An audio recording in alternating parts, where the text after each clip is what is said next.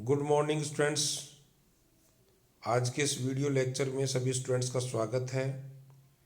आज का हमारा टॉपिक है क्रॉसिंग ओवर एंड लिंकेज, जिसका पार्ट फर्स्ट और पार्ट सेकंड हम पहले पढ़ चुके हैं और आज इस वीडियो लेक्चर में इसका हम पार्ट थर्ड पढ़ेंगे।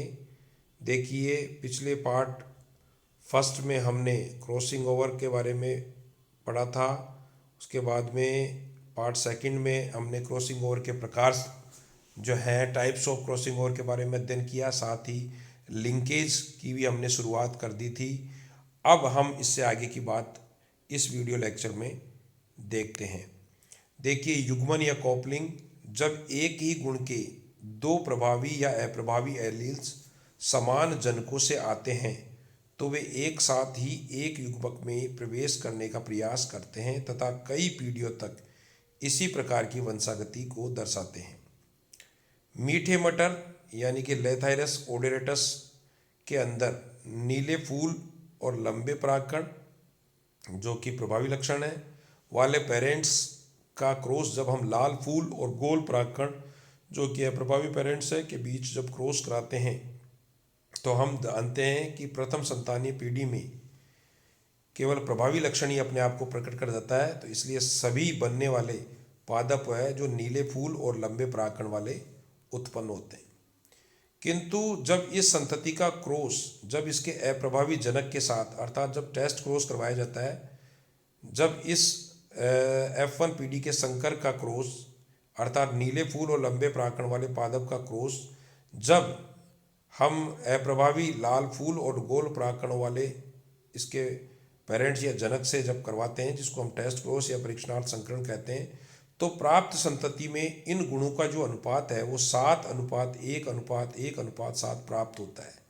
जबकि वास्तव में मेंडल के नियमानुसार यह अनुपात 1:1:1:1 प्राप्त होना चाहिए था। इससे यह साबित होता है, प्रमाणित होता है कि समान माता पिता से आने वाले समान गुणों के जीन्स युग्मक निर्माण के समय एक साथ ही बने रहने की प्रक्रिया को दर्शाते हैं।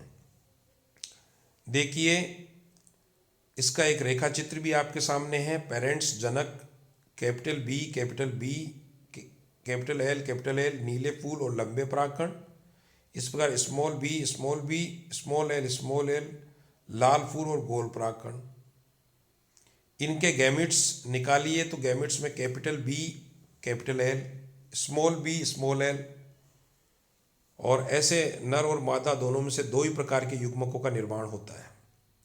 प्रथम संतानीय पीढ़ी में जब इनके मध्य क्रॉस करवाया जाएगा तो प्रथम संतानीय पीढ़ी जो प्राप्त होगी F1 पीढ़ी, इसमें जो जीनोटाइप बनेगा वो बनेगा capital B, capital L, small l, और इसमें नीले फूल और लंबे परागकण वाला जो है लंबे परागकण वाले पादप उत्पन्न होंगे। जब इस F1 पीढ़ी के संकर, जिसका genotype capital B, capital L, small L है, इसका क्रॉस जब इसके अप्रभावी जनक small B, small L genotype वाले इसके अप्रभावी जनक जो लाल फूल और गोल परागकण वाला है, उससे जब क्रॉस करवाया जाता है, जिसको कि हम टेस्ट क्रॉस या परीक्षणार्थ संकरण कहते हैं, तो हम देखते हैं कि इसका जो जीनोटाइप है वो 7:1:1:7 आता है। जबकि इसका फिनोटिपिक रेशियो, इसका जीनोटिपिक रेशियो वास्तव में 1:1:1:1 आना चाहिए था मेंडल के नियमानुसार।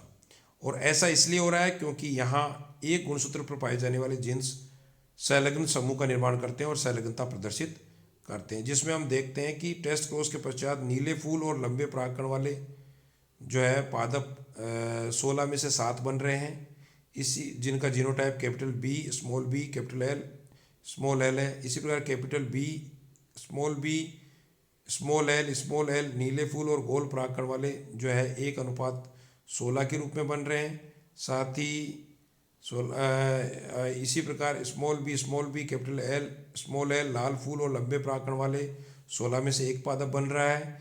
इसी प्रकार स्मॉल बी और स्मॉल एल लाल फूल और गोल परागकण वाले पौधे 16 में से 7 बन रहे हैं। तो अनुपात 7:1:1:7 आता है। तो ये युग्मन का परिणाम देखने को सॉरी। उसके बाद में हम बात करें प्रतिकर्षण रिपल्सन की। प्रभावी या अप्रभावी गुणों के एलील्स जब भिन्न जनकों से आते हैं तो वे पृथक पृथक रहने का तथा अलग अलग युग्मकों में जाने का प्रयास करते हैं। यह प्रयास ही प्रतिकर्षण कहलाता है। बैटसन व पुनट ने बताया कि जब नीले फूल गोल पराकण वाले मीठे मटर का क्रॉस जब लाल फूल लंबे पराकण वाले मीठे मटर के साथ कराया गया तो प्रथम संतानीय पीढ़ी अर्थात F1 पीढ़ी में सभी नीले फूल गोल पराकण की संतानें प्राप्त हुई।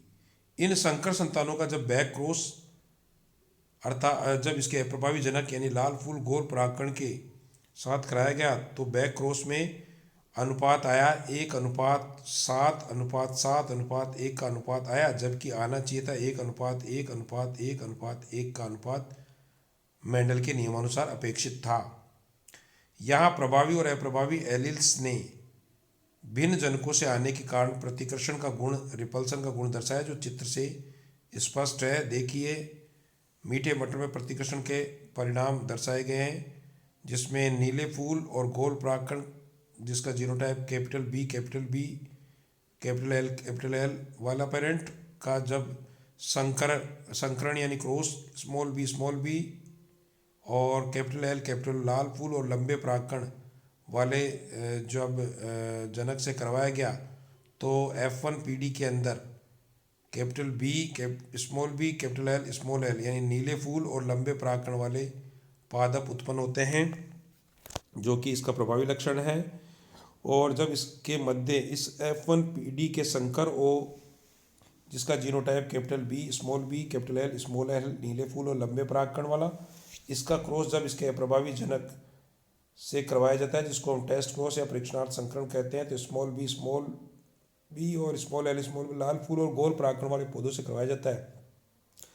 तो हम देखते हैं कि द्वितीय संतान पीढ़ी में जो कि F2 पीढ़ी के अंदर नीले फूल और लंबे परागकण वाले पौधे एक बनता है 16 में से, जिसका genotype capital B capital L small L है। साथ ही नीले फूल और गोल परागकण वाले पौधे 16 में से 7 बनते हैं, जिसका genotype capital B small L है। इसी प्रकार लाल फूल और लंबे परागकण वाले पौधे भी 16 में से 7 बनते हैं, जिसका genotype small B capital L small L है। और इसी प्रकार लाल फूल और गोल परागकण वाले पौधे भी स्मॉल बी और स्मॉल एल जीनोटाइप वाले 16 में से 1 होता है। ये प्रतिकर्षण के परिणाम हैं। इस प्रकार युग्मन एवं प्रतिकर्षण दोनों ही जो परिघटना है वो 2 पहलू माने गए हैं, परंतु इनका प्रयोग वर्तमान में संलग्नता को समझने के लिए किया जा रहा है। मॉर्गन नामक वैज्ञानिक के अनुसार युग्मन एवं प्रतिकर्षण में ये दोनों प्रभावी युग्म विकल्पी पृथक पृथक समांगी गुणसूत्रों पर होते हैं और इन जीन्स को हम संलग्न जीन तथा इस घटना को हम संलग्नता कहते हैं। संलग्नता का प्रकार टाइप्स ऑफ लिंकेज। संलग्नता 2 प्रकार की मानी जाती है, एक पूर्ण संलग्नता कंप्लीट लिंकेज और दूसरा अपूर्ण संलग्नता इनकम्प्लीट लिंकेज। पूर्ण संलग्नता के अंतर्गत 2 या 2 से अधिक जीन्स अथवा गुण अत्यधिक समीपीय संबंधता के कारण अनेक पीढ़ियों तक एक साथ ही प्रकटीकरण प्रदर्शित करते हैं। पूर्ण संलग्नता के परिणाम स्वरूप संततियों में जनकों के गुणों यानी जीन्स का ही वहन होता है। नए नए संयोजनों की संभावनाएं अत्यंत कम होती है, ऐसा बहुत कम देखने को मिलता है। और इसका अच्छा उदाहरण है नर फल मक्खी मेल ड्रोसोफिला मेलानोगास्टर है। अपूर्ण संलग्नता में किसी न किसी अवसर पर संलग्न जीन्स पृथक हो जाते हैं, फलस्वरूप संततियों में नए नए संयोजनों के उत्पन्न होने की संभावनाएं जो है उपलब्ध हो जाती है। युग्मक जनन के गैमेटोजेनेसिस के समय गुणसूत्रों के टूट जाने से भी यह क्रिया हो जाती है। इसका सबसे अच्छा उदाहरण है मादा फल मक्खी यानी फीमेल ड्रोसोफिला मेलानोगास्टर है, फीमेल फ्रूट फ्लाई है। संलग्न जीन्स की क्रमबद्धता सीक्वेंस ऑफ लिंकेज जीन्स। गुणसूत्रों पर जीन्स रेखीय क्रम यानी कि लंबाई में व्यवस्थित रहते हैं। स्टुटवेंट ने 1913 में यह तथ्य ज्ञात किया था और इन्होंने जीन्स की रेखीय व्यवस्था का सिद्धांत भी प्रतिपादित किया, निरूपित किया। इसके आधार पर यानी कि जीन्स की गुणसूत्रीय व्यवस्था के अंतर्गत संलग्नता की 2 प्रकार का माना गया है, सिस व्यवस्था और ट्रांस व्यवस्था।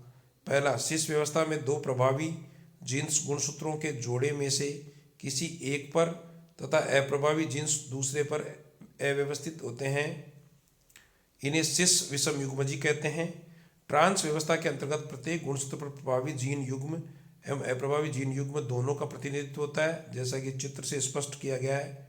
ये ट्रांस विषम युग्मजीय कहलाते हैं। देखिए सिस, जिसमें कैपिटल बी, कैपिटल एल, और ट्रांस विषम युग्मजीय भी इसी प्रकार का है। जीन की गुणसूत्रों पर सिस एवं ट्रांस व्यवस्था में देखिए संलग्न वर्ग यानी लिंकेज ग्रुप की बात करें, संलग्न वर्ग या समूह के बारे में सट्टन नामक वैज्ञानिक ने एक सामान्य सिद्धांत बनाया था, जिसे टीएच मॉर्गन द्वारा प्रयोगों से पुनः प्रमाणित किया गया। एक दूसरे से संलग्न समस्त जीन्स मिलकर एक संलग्न वर्ग का निर्माण करते हैं। जंतु एवं पादपों में संलग्न समूह या वर्गों की संख्या उस जीव में पाए जाने वाले अगुणित गुणसूत्रों की संख्या के बराबर हो सकती है। फल मक्खी यानी ड्रोसोफिला मेलानोगास्टर में 4 जोड़ी गुणसूत्र होने के कारण संलग्न वर्गों की संख्या भी 4 ही होती है, जबकि मक्का में 10 जोड़ी गुणसूत्र होने के कारण लिंकेज समूह भी कितने होते हैं? 10। जो में मात्र 7 लिंकेज ग्रुप्स होते हैं, इसे ही लिंकेज ग्रुप सिद्धांत भी कहा जाता है। संलग्नता के सिद्धांत, थ्योरी ऑफ लिंकेज, संलग्नता विषय पर 2 निम्नलिखित सिद्धांत प्रतिपादित किए गए हैं। पहला, भिन्नित गुणन का सिद्धांत, डिफरेंशियल मल्टीप्लिकेशन थ्योरी। बैटसन के इस सिद्धांत में बताया गया है कि संलग्नता कोशिकाओं में पाए जाने वाले विभिन्न जीन्स के संयोजनों पर आधारित होकर उनके भिन्नित गुणनों के कारण होती है। युग्मक जनन यानी गैमेटोजेनेसिस के समय जिन युग्मकों में जनकों के जीन संयोजन होते हैं वे अधिक गुणन प्रदर्शित करते हैं, जबकि जनकों के जीन संयोजनों रहित युग्मकों में तुलनात्मक रूप से ऐसा नहीं होता है। इस सिद्धांत को इस आधार पर नहीं माना जाता है कि जीन्स पृथक्करण के पश्चात मात्र एक ही विभाजन होता है। दूसरा, गुणसूत्रीय संलग्नता का सिद्धांत, chromosome theory of linkage. Morgan एवं केसल के इस सिद्धांतानुसार समान गुणसूत्र पर स्थित जीन्स एक ही साथ वंशागत प्रदर्शित करते हैं तथा इन्हें संलग्न जीन्स कहा जाता है। संलग्न जीन्स प्रत्येक गुणसूत्र पर लंबाई में व्यवस्थित रेखीय क्रम में रहते हैं और संलग्नता को सीमा का निर्धारण जीन्स के मध्य दूरी के आधार पर किया जा सकता है। यह सिद्धांत ही वर्तमान में मान्य है। संलग्न क्षमता, कैपेसिटी ऑफ लिंकेज। उक्त वर्णित तथ्यों के आधार पर संलग्न क्षमता का भी आकलन किया जा सकता है या किया जाता है। संलग्न क्षमता प्रदर्शनकारी जीन्स की अवस्थिति पर निर्भर करती है। संलग्न जीन्स के मध्य जितनी कम दूरी होगी, संलग्न क्षमता उतनी ही अधिक मानी जाएगी। इसके विपरीत संलग्न जीन्स के बीच अधिक दूरी का होना कम संलग्न क्षमता का द्योतक होता है। फल मक्खी में संलग्नता, लिंकेज इन ड्रोसोफिला। संलग्नता की परिघटना को फल मक्खी यानी ड्रोसोफिला मेलानोगास्टर में अधिक स्पष्टता से बताया समझा जा सकता है। जब दूसर शरीर व लंबे पंखों वाली मक्खी का क्रॉस काले शरीर व अवशेषी पंखों वाली मक्खी के साथ किया जाता है, तो प्रथम संतानीय पीढ़ी यानी F1 में सभी दूसर शरीर व लंबे पंखों की मक्खियाँ लक्षण प्ररूपी फिनोटाइप प्राप्त हुई। इस संतति को मादा मक्खियों का संकर पूर्व संकरण या परीक्षणार्थ यानी बैकक्रॉस या टेस्ट क्रॉस द्विक अप्रभावी नर से कराया गया, तो 4 प्रकार के संकर निम्नानुसार अनुपात में प्राप्त होते हैं या प्राप्त हुए। काला शरीर व अवशेषी पंख वाले 41.5%, जो कि जनकों के समान ही है। दूसर शरीर व लंबे पंख 41.5%, ये जनकीय संयोग है, जबकि दूसर शरीर व अवशेषी पंख 8.5%, काला शरीर व लंबे पंख 8.5%, ये जनकों से लक्षण प्ररूप व जीन प्ररूप से भिन्न अजनकीय संयोग बनते हैं। उक्त परीक्षण से ये ज्ञात होता है कि F1 की मादा मक्खी फल मक्खी 4 प्रकार के अंडे उत्पन्न करती है, जिनमें 2 प्रकारों में तो मौलिक संयोजन होते हैं अर्थात मूल संयोजन होते हैं, जनकीय संयोजन होता है, जबकि 2 प्रकार के अंडों में नवीन संयोजन देखने को मिलते हैं, अजनकीय संयोजन देखने को मिलते हैं। इस परीक्षण का मेंडल के स्वतंत्र अपव्यूहन के नियमानुसार बैक क्रॉस में जो अनुपात होता है 1:1:1:1:1 का अनुपात प्रदर्शित करना चाहिए, लेकिन ऐसा नहीं होता है। संलग्नता ही इसके प्रति उत्तरदायी होती है। नर फल मक्खी में संलग्नता की अनुपस्थिति, absence of linkage in male Drosophila. नर फल मक्खी में संलग्नता की अनुपस्थिति की खोज का श्रेय प्रसिद्ध वैज्ञानिकों ब्रिजेश डार्लिंगटन को जाता है। इन्होंने प्रथम संतानीय पीढ़ी यानी F1 की दूसर शरीर व लंबे पंखों वाली नर मक्खी का बैक क्रॉस काले शरीर व अवशेषी पंखों की मादा से जब करवाया, तो बराबर संख्या में 2 प्रकार की संतानें उत्पन्न हुई तथा नए संयोजनों की पूर्णतः अनुपस्थिति पाई गई। यदि संलग्नता उपस्थित होती है तो यहाँ भी 4 प्रकार के भेद बनने चाहिए थे जो नहीं बने। फल मक्खी के उपयुक्त उदाहरण के आधार पर संलग्नता एवं जीनों की उपस्थिति या अनुपस्थिति को ज्ञात किया जा सकता है। संलग्नता को प्रभावित करने वाले कारक फैक्टर्स अफेक्टिंग लिंकेज। संलग्नता जैसी आनुवांशिक प्रक्रिया भी विभिन्न कारकों से प्रभावित हुए बिना नहीं रहती है। कुछ प्रमुख कारक निम्नानुसार है। आयु व व्यय एज। जीवों के आयु बढ़ने के साथ साथ संलग्नता की क्षमता में कमी आने के तथ्य प्रमाणित किए गए हैं।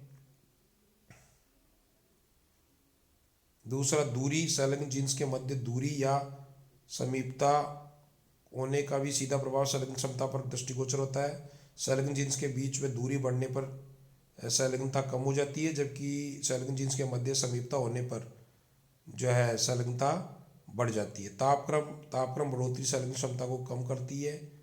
एक्स किरणें एक्स-रे के उपयोग से भी संलग्न क्षमता का ह्रास होता है, अर्थात कमी आती है। और संलग्नता की महत्ता की बात करें, इंपॉर्टेंस ऑफ लिंकेज। संलग्नता का गुण अत्यंत महत्वपूर्ण होने के कारण इसके कई प्रत्यक्ष एवं परोक्ष लाभ सामने आए हैं। कभी कभी गुणात्मक गुण जैसे पत्तियों की आकृति, तने का रंग आदि मात्रात्मक गुणों जैसे फल के आकार व बीज के भार से भी संलग्न होकर उत्पादन का अधिक उपयोगी बनाते हैं। मिठास, रंग, भार, आकार व आकृति आदि गुणों के साथ ही विभिन्न शोध कार्यों हेतु भी संलग्नता अत्यंत महत्वपूर्ण है। Thank you.